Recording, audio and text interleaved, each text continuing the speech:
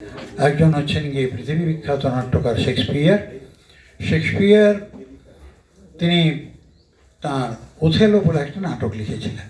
সেই ওথেলো নাটকে ওথেলের মুখ দিয়ে তিনি একটা ডায়ালগ দিয়েছিলেন। সেই ডায়ালগটা শোনানোর দরকার বলে আমি মনে করি। সেখানে লেখা ছিল এইভাবে যে out, out, brief candle, life it path in walking shadow, a poor player that starts and treads his hour upon the stage, and then it is heard no more. It's a tale told by an idiot, full of sound and fury, and signifying nothing. কিন্তু পরবর্তীকালে যখন আরও একজন বিশ্ববিখ্যাত নাট্যকার, তিনি অভিনেতা, নাট্যকার, নাট্য নির্দেশক, পৃথিবী বিখ্যাত মানুষ, তিনি হচ্ছেন গিয়ে তানিস্লাভস্কি, Konstantin তানিস্লাভস্কি।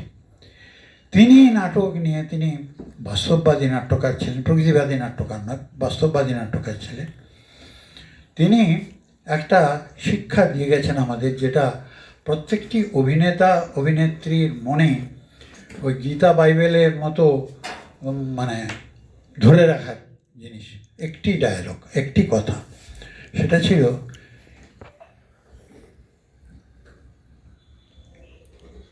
a person should love the art in himself, not himself in art. A person should love the art in himself, not himself in art. অর্থাৎ আমাকে হৃদয়ে এই যে শিল্পচর্চা, শিল্পকলা, এটাকে অনুভব করতে হবে, ভালোবাসতে হবে, তাই আমি নাটক করব।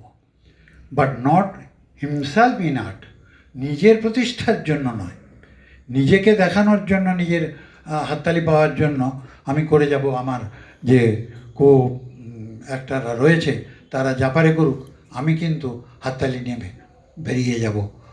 ওই যেমন আমাদের কৃষ্ণেন্দু কেন নাটক করেন না আমি জানি না, তার যা ব্যারিটন গলা, সেই গলাতে নাটক করলে একটা বিশাল জায়গায় ও গিয়ে দাঁড়াতে পারতো। আমি তাকে অনুরোধ করব, চিন্তা করতে বলবো নাটক করার কথা।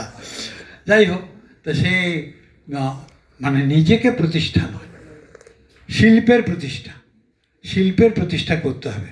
এবং এটা সকলে যারা নাটক করে তারা জানে যে 4টা বিষয়বস্তু নিয়ে আমরা নাটক করি, যেটা হচ্ছে আহার্য, তারপরে হচ্ছে গিয়ে দৈহিক,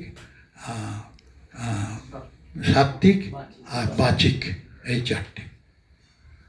আহার্য হচ্ছে পোশাক পরিচ্ছদ, মেকআপ ইত্যাদি, আর দৈহিক হচ্ছে কি আমার হাত পা নাড়া ইত্যাদি, আমি কীভাবে কোথা থেকে কোথায় যাবো মঞ্চে ঘোরাফেরা।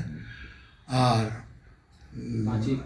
বাচিক হচ্ছে গিয়ে আমি কি ভঙ্গিতে কথা বলবো, আমার ভয়েস থ্রোয়িংটা কেমন হবে, কোনটা আমি জোরে বলবো, কোনটা আস্তে বলবো, কোনটা আর একটু মোলায়েম করে বলবো, কোনটা একটু ক্ষিপ্ত হয়ে বলবো, ইত্যাদি ইত্যাদি যে ব্যাপারগুলো আছে সেগুলো সবাই জানে। আর বাকি হচ্ছে সাত্ত্বিক। এইটা হচ্ছে সব থেকে কঠিন জিনিস নাটকে, এইটা কঠিন জিনিস। শ্বেত, ঘাম, ঘেমে যাচ্ছে নাটক করতে করতে। এই যে ব্যাপারটা, চোখের দৃষ্টিভঙ্গি, চোখ দিয়ে নাটক করা, সমস্ত অভিনয়টা চোখ দিয়েই হতে পারে। সমস্ত অভিনয়টা আমার গায়ের ত্বক দিয়ে হতে পারে, মানে তো গায়ের নয়, মানে মুখের অভিব্যক্তি, সেই অভিব্যক্তিগুলো ফোটানো সব থেকে কষ্টকর ব্যাপার। এলাম, মুখস্থ করা কিছু কথা বলে গেলাম, নাট্যকার লিখেছেন, হাততালিও পেলাম, সেগুলো ঠিক নাটক নয়। নাটককে ভালোবাসতে হবে, নাটককে ভালোবাসতে হবে। না ভালোবাসলে এই জায়গাটাতে আমরা পৌঁছতে পারবো না। কেন? কারণ এই যে সংসপ্তক তৈরি হলো, কেন সংসপ্তকের এই ছেলেমেয়েরা সবাই পথে পথে ঘুরে ঘুরে নাটক করছে, কেন মঞ্চ নাটক করছে, কেন এগুলো করছে, কেন, কী কারণ? কারণটা কী? কারণটা হচ্ছে ওই একটাই, সমাজ পরিবর্তনের দিকে দৃষ্টিটা রাখতে হবে, নাটকগুলিকে সেই জায়গায় নিতে হবে। আজকের যে নাটকটা নিয়ে সংসপ্তক যাচ্ছে বাইরে, সেই যে রাজদণ্ড নাটক, তাতে কিন্তু এটা খুব ক্লিয়ার করা আছে, একদম চমৎকার করে সেটা বিশ্লেষিত হয়েছে ওই নাটকের মধ্যে।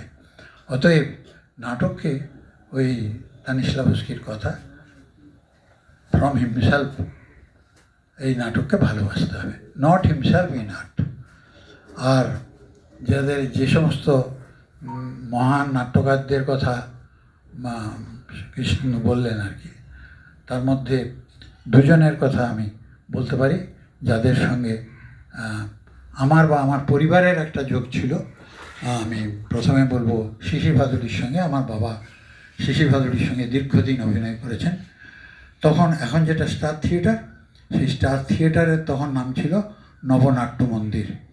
সেখানে তিনি দীর্ঘদিন অভিনয় করেছেন। পরবর্তীকালে ওই নটি বিনোদিনীকে নিয়ে একটা গণ্ডগোল হয়, পাঞ্জাবি ভদ্রলোক গুরমুখ সিং এসে তিনি বিনোদিনীকে ভালোবাসলেন এবং বিনোদিনীর জন্য সেই টোটাল নাট্যশালাটা তিনি কিনে নিলেন, দিয়ে তিনি নাম দিলেন বিনোদিনী নাট্য সংস্থা।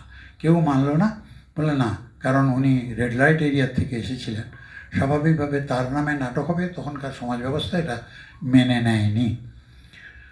তখন শিশুবাবু বললেন যে আমি এটা ছেড়ে দিচ্ছি, কিন্তু একটা কথা বলে যাই যে বিনোদিনী আমাদের নাটকের হচ্ছে স্টার, মধ্যমণি, উজ্জ্বল জ্যোতিষ্ক, অতএব এটার নাম হোক স্টার থিয়েটার বলে তিনি শ্রীরঙ্গমে চলে গেলেন।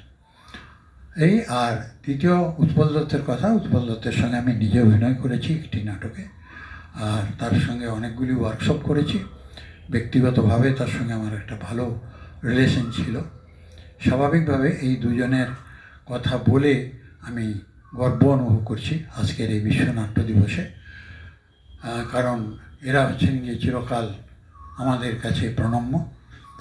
আর উৎপল দত্তের নাটকের কথা নতুন করে আমি কিছু বলবো না, কারণ তিনি সবসময় নাটকগুলিকে ওই যে টিনের তলোয়ারের কথা বললেন, যে সমাজ পরিবর্তনের জন্য এর থেকে ভালো নাটক আর কিছু হয় বলে আমার মনে হয় না। চমৎকার নাটক, তার প্রত্যেকটি নাটক, এই একটি নয়, তার বহু নাটক ব্যান্ড হয়ে গিয়েছে। তৎকালীন শাসক দল তার নাটক ব্যান্ড করেছে, তাকে জেলে পাঠিয়েছে, ইত্যাদি ইত্যাদি অনেক ব্যাপার আছে। আর তিনি যখন মারা যান উৎপল দত্ত, তখন তার মাথার কাছে গণনাট্যের ইতিবৃত্ত বলে একটি বই ছিল। তিনি সেটা পড়তে পড়তেই বোধহয় মারা যান, বাকি যাই হোক কিছু একটা হয়েছে। তার মৃত্যুশয্যায় এই বইটি পাওয়া যায়। গণনাট্য সংঘ তৈরি হয়েছিল, গণনাট্য সংঘ তার ইতিহাস আপনারা জানেন, আমি সে ব্যাপারে আজকে আর যাচ্ছি না। অতএব নাটক আমাদের করতে হলে মূল ব্যাপারটা হচ্ছে নাটককে ভালোবাসতে হবে, নাট্যচর্চাকে ভালোবাসতে হবে, আর মাথায় রাখতে হবে এই একটি ব্যাপার, যে আমি সংস্কৃতিকে ভালোবাসছি। এই সংস্কৃতিকে উন্নত করার জন্য, সমাজকে উন্নত করার জন্য আমি নাটক করছি। নাটক শুধু আমার নিজের ক্যারিশমা দেখানোর জন্য আমি নাটক করছি না। এই হচ্ছে গিয়ে কথা। আজকে বিশ্ব নাট্য দিবসে এটাই হোক আমাদের মূল কথা, মূল